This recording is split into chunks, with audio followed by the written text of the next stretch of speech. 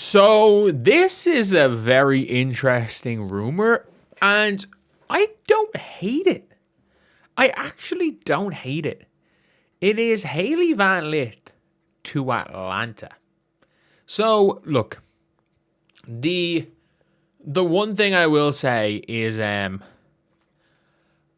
don't love this from the perspective of HVL has not succeeded at all in her career while being adjacent to while being on the same team as Angel Reese. I don't think that's the fault of either party.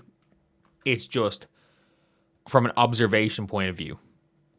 That kind of that's something that we have to at least talk about. But big but the Atlanta Dream's different. This is not going to Angel's team. Chicago was Angel's team. And when it came down to it, the Chicago side were always going to build a team around Angel rather than HVL. Duh.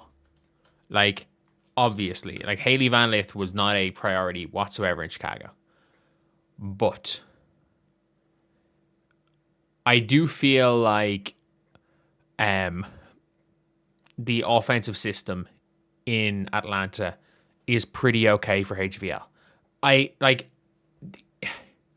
The amount of non-3-point shooters that Carl Semesco has turned into 3-point shooters is not should not be ignored.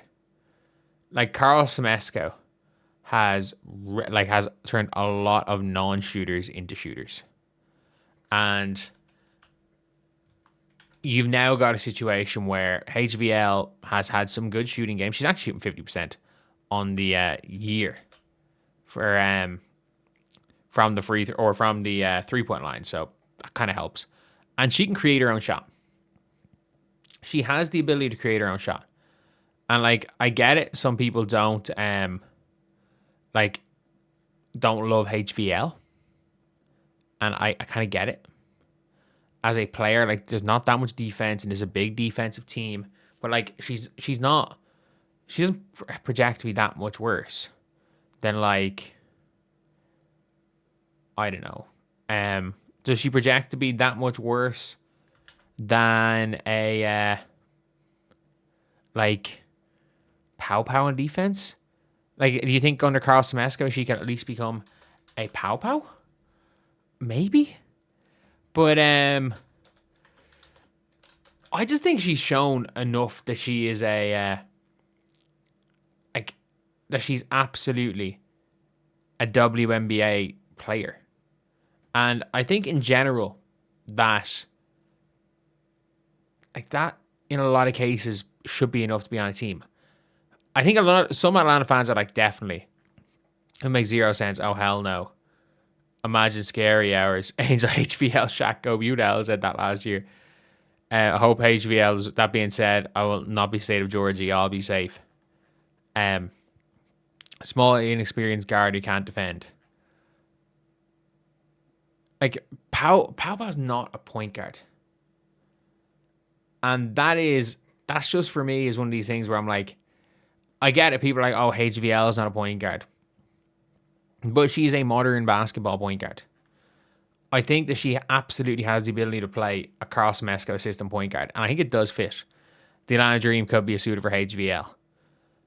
Her numbers were good. And I do feel if you're looking at the Atlanta Dream, Borlase very clearly is going to be in the roster. But you're looking at the rest of the roster. There's no need for a Leonai. They don't need a Leonai. They don't. I personally think they should never cut Holly Winterburn.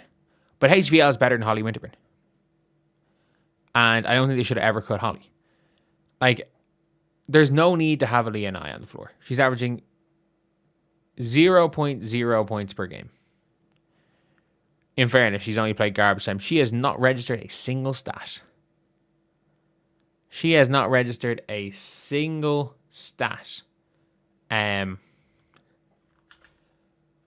for the entire season, which is mad, which is absolutely mad.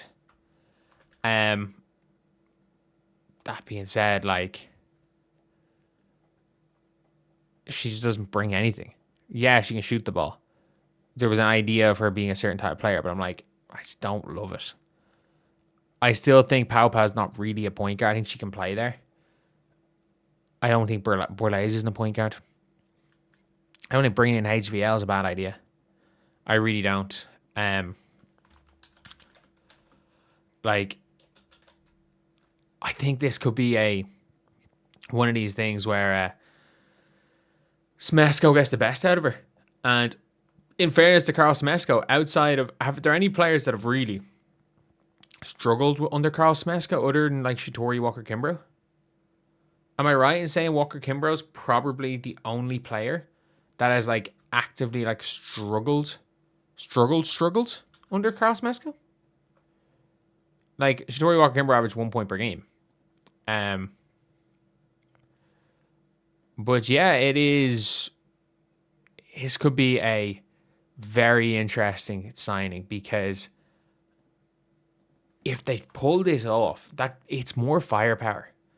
It is more firepower. And again, I don't know if it's one of those things where it's like, okay, yeah, it just makes them better in the regular season, or if people are going to argue that it doesn't even make them better in the regular season.